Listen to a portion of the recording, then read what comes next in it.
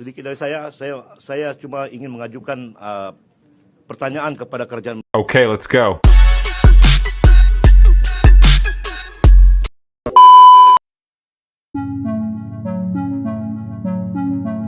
Dalam beberapa tahun terakhir, gerakan yang menyerukan kemerdekaan Sabah dari Malaysia semakin menggema. Sejumlah kelompok di Sabah mengungkapkan ketidakpuasan mereka terhadap kebijakan pemerintah federal Malaysia yang mereka anggap tidak adil dan kurang memperhatikan pembangunan serta kesejahteraan rakyat Sabah. Tuntutan ini berakar dari perasaan bahwa Sabah sebagai salah satu wilayah yang kaya sumber daya alam telah lama mengalami ketimpangan dalam hal ekonomi dan infrastruktur dibandingkan dengan wilayah lain di Malaysia. Sedikit dari saya cuma ingin mengajukan pertanyaan kepada kerajaan Malaysia, sama ada Sabah ini masih relevankah kepada kerajaan Malaysia? Kita mau tanya, kenapa asal-usul Sabah kita selalu dinafikan, tapi hasil kekayaan Sabah selalu diambil, dibawa ke sini untuk membangunkan persekutuan Malaysia. Tapi Sabah tetap miskin dan mundur, dibiarkan, dan keselamatan Sabah selalu diperolok-olokkan, dipersendakan. Jadi kita mau tanya kerajaan Malaysia, adakah Sabah ini masih penting, masih relevan untuk berada dalam Malaysia? Itu saja, terima kasih. Halo, salam sejahtera. Saya Moses. Saya salah seorang anggota komiti untuk NGO Sabah Sarawak Pride Australia New Zealand. Keberadaan kami di Australia ini bukan satu drama atau omongan kosong. Perjuangan kami adalah membawa suara Sabah dan Sarawak untuk mencapai kemerdekaan. Ia bukan suatu igauan ataupun mimpi siang malam, tetapi ia dipenuhi dengan kesungguhan melalui usaha untuk memberikan kesedaran di Sabah Sarawak, iaitu tanah air kami, sehingga ke peringkat antarabangsa, dan kini kami berada di Australia.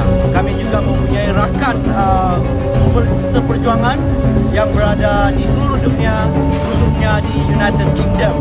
Jadi bagi mereka yang melihat ataupun memikirkan bahawa kemerdekaan untuk Sabah Sarawak itu tidak akan tercapai, saya ingin katakan kepada mereka bahawa Malaysia dahulu adalah sebuah cerita saja, tetapi apabila disertai dengan usaha, ia telah menjadi realiti. Walaupun ia menjadi realiti, tetapi pembentukan Malaysia itu adalah tidak sah, dan melihat dari segi perundangan, ia adalah terbatal kerana tidak mengikuti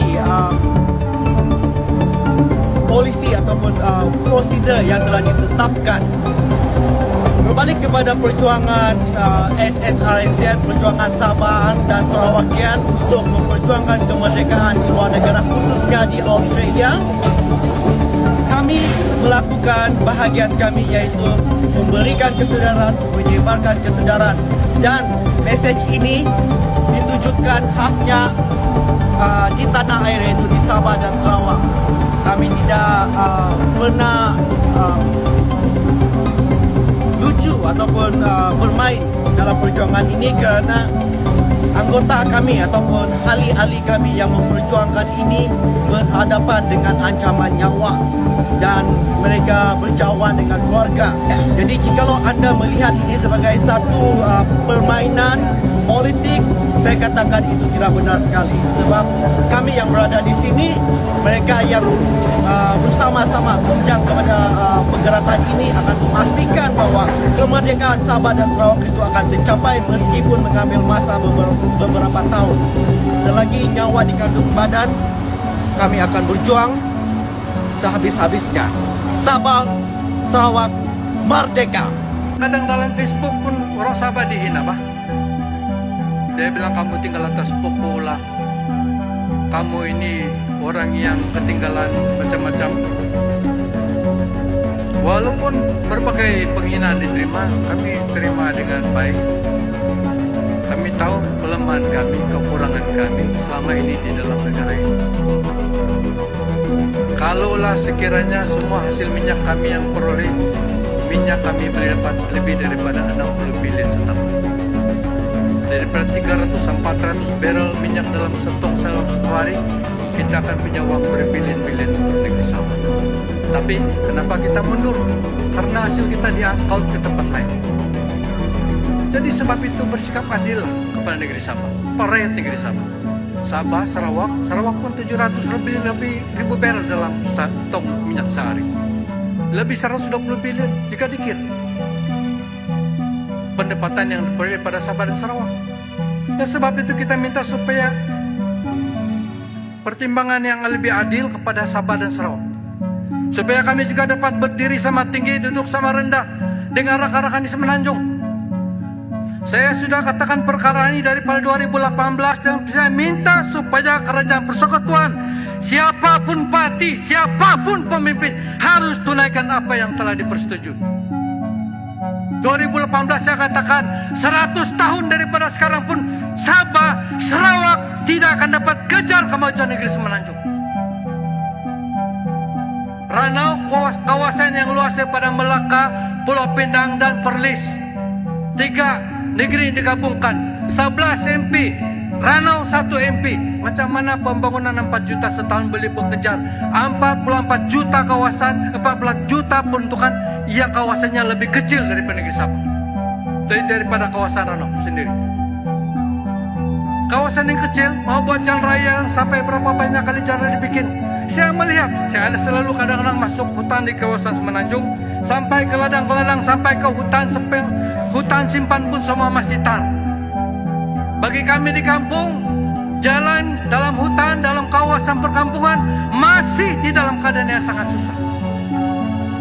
Saya berharap perkara ini diberi perhatian oleh kerajaan persekutuan. Saya tidak kisah, saya sudah melalui Perdana Menteri, daripada Dr. Mahathir, kepada Muhyiddin, kepada Ismail Sabri, walaupun kepada Anwar Ibrahim, perkara yang sama, pendirian saya tetap sama, kerajaan harus tunaikan perkara ini. Adakah saya pernah berubah? Tidak, tentang hal ini jangan main-main. Sabah, Sarawak juga ada limitnya. Kedua, Datuk ini pertua akhir sekali ini, perjanjian Malaysia tahun 1963. Ada seorang anak muda yang bertanya kepada saya, apa perbezaan kerajaan persekutuan dengan penjajah British? Pada dia, penjajah akan mengambil hasil negara yang mereka jajah. Tetapi kerajaan persekutuan bukan saja mengambil hasil daripada Sabah, malah secara tidak langsung juga mengimport anak-anak muda Sabah berhijrah, merantau ke negeri orang, bekerja sebagai buruh, bekerja sebagai security, kerja di kilang-kilang. Walaupun pada hakikatnya negeri yang mereka tinggalkan itu adalah negeri yang kaya dengan sumber alam semula jadi. Maknanya pada anggapannya sekejam-kejam penjajah British, lebih kejam lagi kerajaan Putrajaya dalam konteks layanan terhadap negeri Sabah. Datuk yang dipertua, perjanjian MA 63 ini ditandatangani oleh 4 wilayah.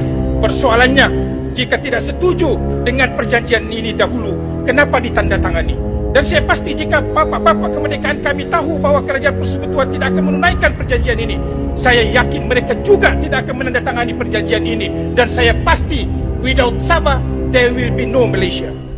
Dan jika tidak disetujui sekarang Datuk yang dipertua, jika suami isteri pun boleh bercerai, demikian juga Sabah dengan Semenanjung Malaysia.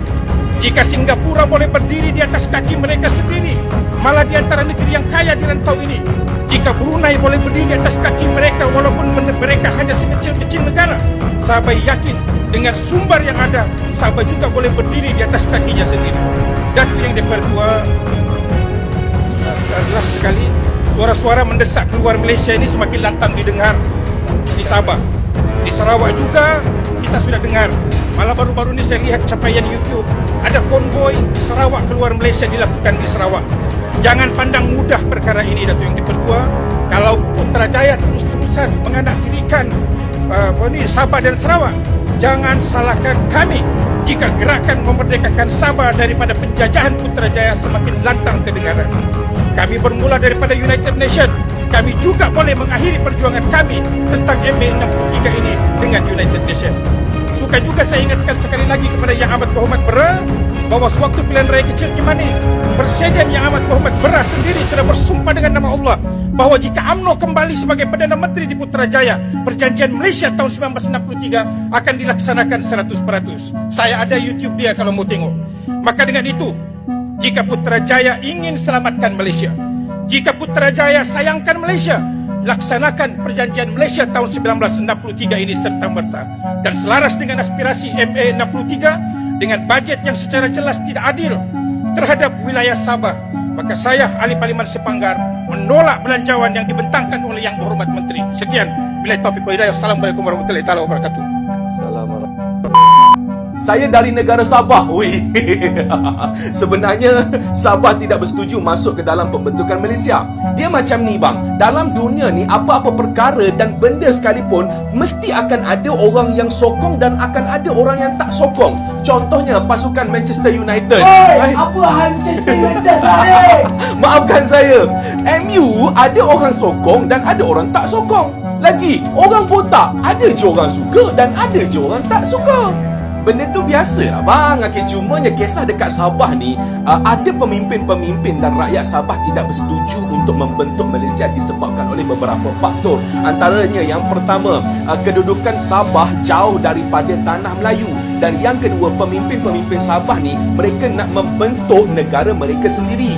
So, pemimpin-pemimpin dekat Sabah yang tak setuju untuk membentuk Malaysia, mereka buat satu parti yang besar dikenali sebagai Barisan Bersatu. Oi, macam pelik nama dia ni kan.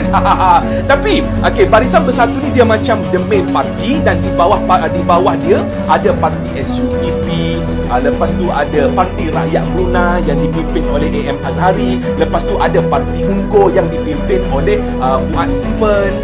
Mereka inilah antara tokoh ataupun pemimpin yang menentang ataupun mencabar pembentukan Malaysia. Tapi Fuad Stephen yang memimpin Parti UNCO, beliau hanya menentang pada peringkat awal saja. Lepas tu sokong balik. Cumanya kenapa dah ada orang menentang tapi masih lagi boleh terbentuknya Malaysia? Namun di tengah meningkatnya seruan untuk menentukan nasib sendiri, muncul tuduhan yang mengarah ke Indonesia sebagai pihak yang diduga menghasut warga sebab untuk memisahkan diri dari Malaysia. Pemerintah Malaysia dan sejumlah media lokal menuding bahwa ada campur tangan asing yang mendorong gerakan separatis di Sabah, dengan Indonesia seringkali dijadikan kambing hitam dalam narasi ini.